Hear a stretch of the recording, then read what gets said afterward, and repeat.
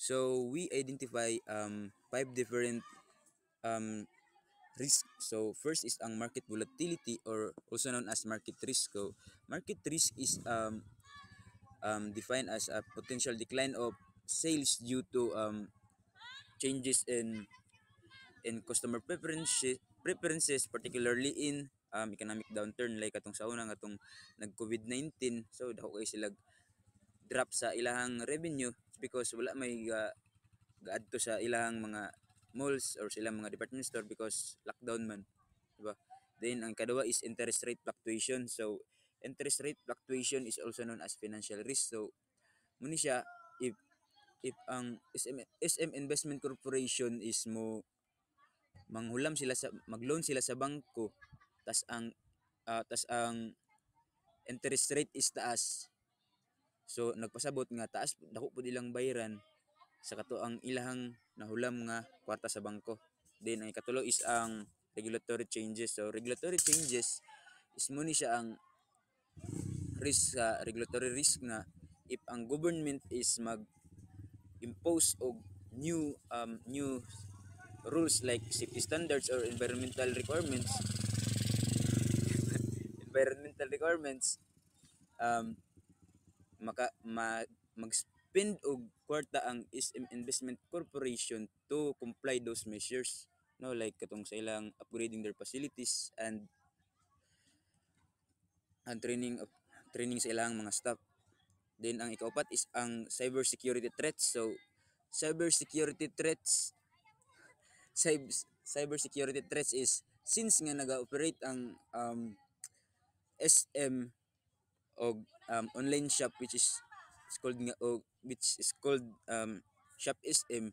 So prone sila sa um, mga sa hacking. So kung ma-hack ang ilang account ay ilang online shop, so daw kayo og loss sa ilang revenue if ma-hack ang ilang system. So ang lima is ang geopolitical instability or geopolitical risk. So muni siya ang kanabitang ang example is ang China and the Philippines. So since nga ang SM Prime Holdings is kanang sila ang nagtukod sa kadaghanan sa malls sa China, no, if naay tension between the China and the Philippines, so naay possibility nga dili na kwaon sa um sa sa China ang SM Prime Holdings nga sila mo tukod sa ilang mga malls. So nagpasabot nga ang mawalaan sila og loss lablay nila ma. Grabe. So good afternoon. So our topic is among napili nga corporation which is listed sa PSA is ang SM Investment Corporation. So SM Investment Corporation is a large company operating in the Philippines that engage in business like properties like katong is ilang SM Prime Holdings, and they are also engaged in retail kato sa ilang mga malls, ilang SM department store. Tas they are also part in banks like BDO BDO Unibank and China Bank. So they diversify their portfolio in different kind of business like airspeed, to go shipping, Goldilocks and etc. So dagan pa to siya.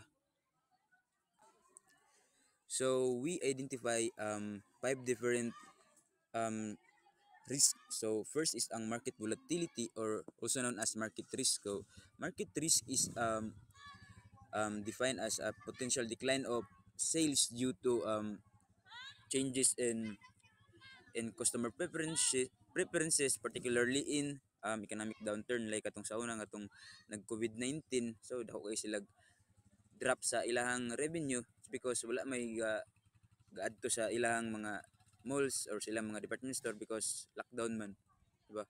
Then ang kadawa is interest rate fluctuation. So interest rate fluctuation is also known as financial risk. So muni siya if ang SM Investment Corporation is mo manghulam sila sa magloan sila sa bangko, tas ang interest rate is taas. So nagpasabot nga taas dako pud ilang bayaran sa kato ang ilahang nahulam nga kwarta sa bangko. Then ang ikatulo is ang regulatory changes. So regulatory changes is mo ni siya ang risk sa regulatory risk nga if ang government is mag-impose og new rules like safety standards or environmental requirements, um mag-spend og kwarta ang SM Investment Corporation to comply those measures, no, like katong sa ilang upgrading their facilities and training sa ilang mga staff. Then ang ikaupat is ang cybersecurity threats. So cybersecurity threats cybersecurity threats is since nga naga-operate ang SM og online shop which is called Shop SM.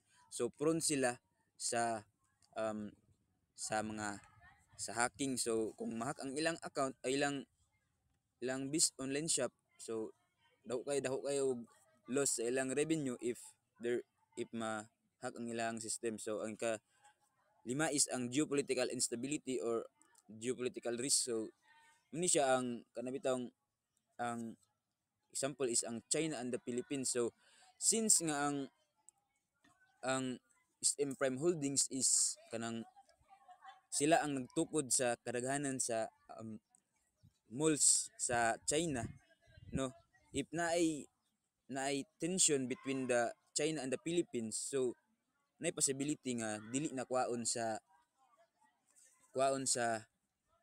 um sa China ang SM Prime Holdings nga sila mo tukod sa ilang mga malls. So nagpasabot nga ang mawalaan sila og loss lablay nila ba. Grabe. So risk assessment, likelihood and impact. So market volatility high, likelihood. So ang impact is severe, tas ang interest rate fluctuation is medium, ang impact is moderate, regulatory changes is medium, tas ang impact is moderate, tas ang cybersecurity is threats is high, tas ang impact is severe, tas geopolitical instability is high, tas ang impact is severe. Okay, so next is the impact analysis. Impact analysis is the crucial tool for the business of assess the potential consequences of various scenarios. So there are two best case scenario mo ang increased profitability o enhanced investor confidence. Sa increased profitability, uh, diri ma diri makita ang kuan kana itong bisan og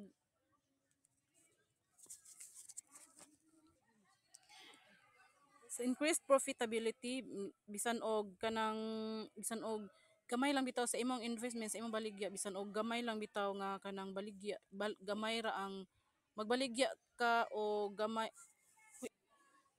nga bisan gamay ra ang imong baligya, ang importante nga naa kay profit sa imong kuan sa imong gi kuan sa imong invest. Dayon sa enhanced investor confidence, kung example sa company, kung ang imong mga employee didto magtinabangay bitaw like kung kung good ang imong company tapos na kay madungog nga kuan kay bitong gusto mag loan, example loan, so imo siya ang employer ni sa usa ka company mo mutabang siya og kanang istorya didto sa katong gusto mo apply sa mao nga kuan kanang company kung gusto siya mag-loan. Sa stable growth, ang stable growth kung ikaw kung sa investment kanang sa imong investment, ang imong baligya bisan og gamay ra ang imong ma-invest, basta kay kanang halinon siya og mapara aron mas stable ang imong kuan imong negosyo bisan og gamay ra ang halin, at least nga kanang taas ang iyang ginansya. Sa worst scenario, first is the significant financial losses. Kaning significant financial losses is kaindang dili maayo ang pagdala sa imong kuan sa kanang paggastos sa imong sa financial. Tapos naa di na bilong ang operational losses, market losses, credit losses, and liquidity losses.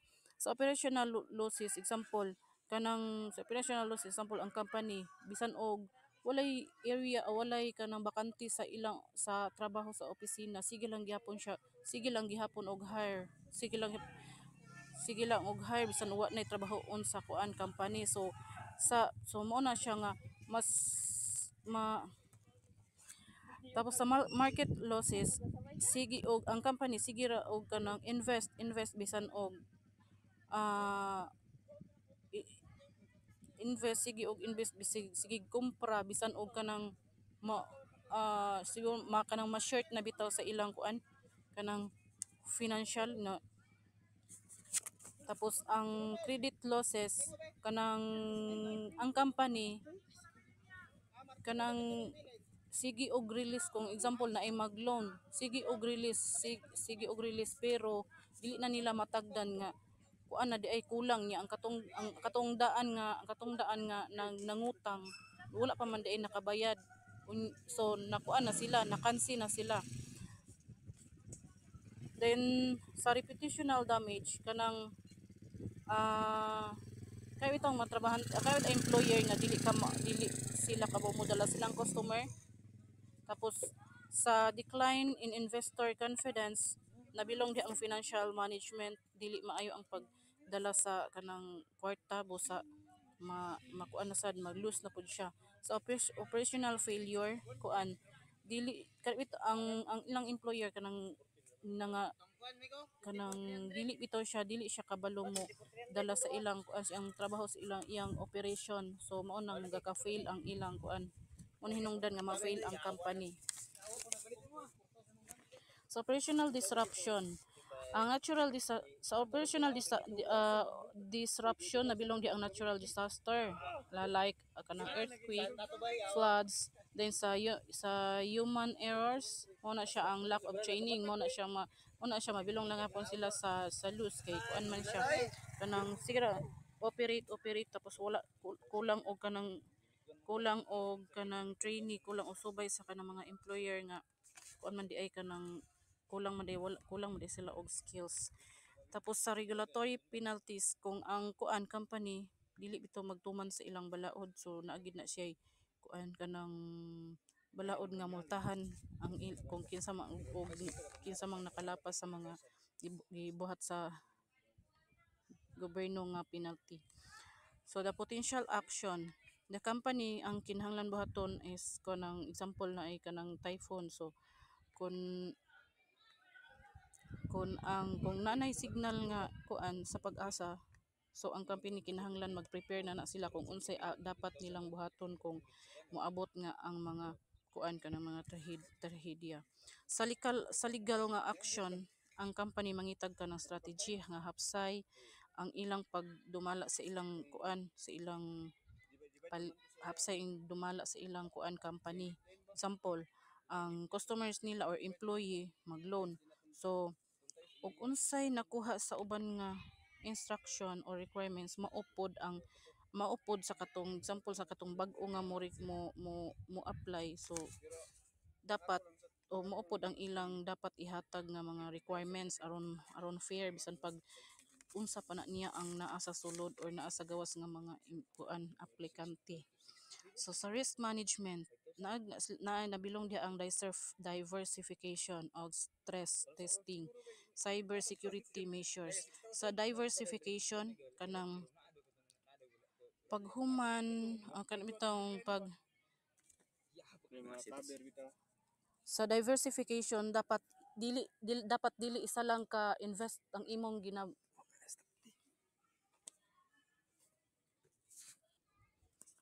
sa diversification, kanang example ang imong financial dili nimo ibutang lang sa isa lang ka company, dapat mag-invest pod ka sa lahi nga company sa or example sa bangko aron kung naa kay ko aron kung example ang company makuan siya ma-down or malugi naa kay makuan mapuli na kay makuhaan nga laing na kay makuhaan nga imong laing gi-invest dito sa pikas aron masab nimo sa imong katong company nga nalugi na siya. Ang stress testing, ang company magproseso magsubay sa usa ka negosyo kung okay ba ni nga gi-invest, dako ba ang ginansya o magkuan sila og kanang form ato ila nang buhaton sa ilang formal nga process. Sa cybersecurity measures paagi sa usa ka company ilang para nga mapanilipdan nila ang ilang kuan company dapat safe ang ilang account like sa kuan computer ilang accounts computer or network nga kanang malayo dili sila mas scam madali-dali kay dapat gamit sila og kana bitaw lig-on gyud siya nga account nga dili basta-basta ma-open sa kuan sa scammer. So the Risk utilizing financial management. instrument mao ni siya ang option Risk o ang management forward tabilong o diha ang future diversification, contracts. stress Sa option testing, is naa sila duha ka bahin mga ang cybersecurity call option o missions. ang put Sa cyber option. sa Sa call option mo na siya ang company diversification nga nag-offer mao ni sa siya tao ang nga gusto kana mo ang puhunan sa usa ka mo company nga apply sa bahinon kuan og sa example doon ana. pila ka Sa put bahin option mo ni na siya ang kuan business kadili lang sili not company nga only nag-canvas sa usa ka not investor. only one or two. Tapos ang kuan Kung ang forward himuon siyang contracts mo siya ang daghan ani nga is kanang hedging strategies investment kanang aron mag-booking malis ang sila ilang og financial kanang risk. example Sa mga stress testing ng company example magproseso or gasoline ana magsubay no sa usa ka gasoline ka tapos kanang saktong proseso pag prepare nila sa example og naay investment sa ilang mga company kuan naay aron mas mga dako ang strategies ilang nga moabot ginansya or nana sila pundo nga kuan o dako ilang kanang ginansya.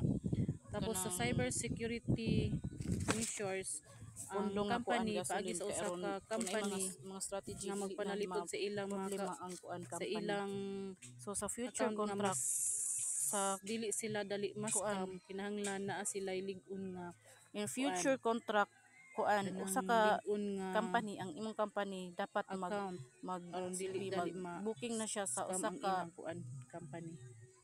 kuan company gyapon nga Sa kung political risk kung analysis pananglitan moabot nga ang isa panahon nga kanang magkulang sila sa ilang kuan gitawag ni siya og sa ilang monitoring income monitoring nga kung in case nga or kinahanglan sila sa ilang kuan geopolitical kanang event kakulangon sa like ilang company so countries.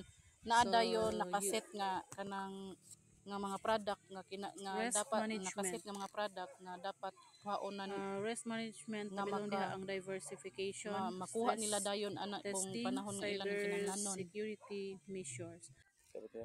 Utilizing financial instrument naa na sila duha ka option ang call option o ang put option.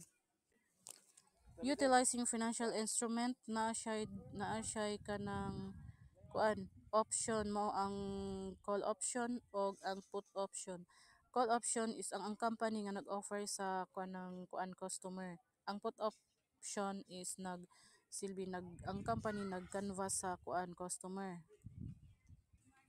In forward contracts, ang company magamit og kuan hedging strategies like mag-booking sila sa usa ka company nga kuan kanang if naay mga strategy o strategy nga moabot maka kuan sila kanang maka-save sila daan og kanang kuan kanang example gasolina kung magpalit sila daan og gasolina mintras brato pa kay para pag naay ka na mga trahedya nga dili kuan kanang unexpected kuan kanang maka nana sila magamit nga kuan gasolina. Tapos sa future contract kuan sila kanang nakakontrata na ba kibali na sila date nga naka-booking na sila sa usa ka company nga inig-abot sa kanang panahon nga kuan nga maapikhan ang company na ditso na sila makakuha og kanang kuan kanang product gikan sa company nga ilang gina-bookingan. So sa swap usa kang company nga kuan Sa swap, example ang kuan ang Jollibee o makig-communicate sa McDonald para nga kung ug unsay ka ng mas so kanang example ang dili dito Jollibee example kanang technology or gas. So ang technology baylo example ang swap kanang oil ang technology ang isa ka technology sa swap kuan is example ang company has a fixed rate loan and want to kanang hedge against rising interest rates. So ang company B has a floating rate loan and kuan want to hedge against falling interest rates. So ang muna siya diha dayon dapit nga mag-enter into swap where ang company A pays company B by a floating rate and company B companies an fixed rate. So sa recommendation na diri ang enhanced risk assessment kanang silbi ang company nagtimbang-timbang sila og pang susi nila kung unsaon nila pag pag padagan sa ilang negosyo. Strengthened cyber security kanang ang company usa ka company dapat lig-on ang ilang pagkuan ang ilang paggamit sa ilang account nga dili sila basta-basta makuan sa kanang mga scammer. So optimize portfolio diversification. So bantayan nila ang nagkalain-laing klase sa mga negosyo or magplano sila nga dapat optimize ang ilang kuan ang ilang pag kanang hanay ang ilang pagkuan sa ilang kuan portfolio. So develop contingency plan. So kaning pag-develop mo ni sila ang kanang company nga na pagpangandam nila sa kuan unsa man ang kanang mahitabo sa ilang company dapat prepare sila anytime.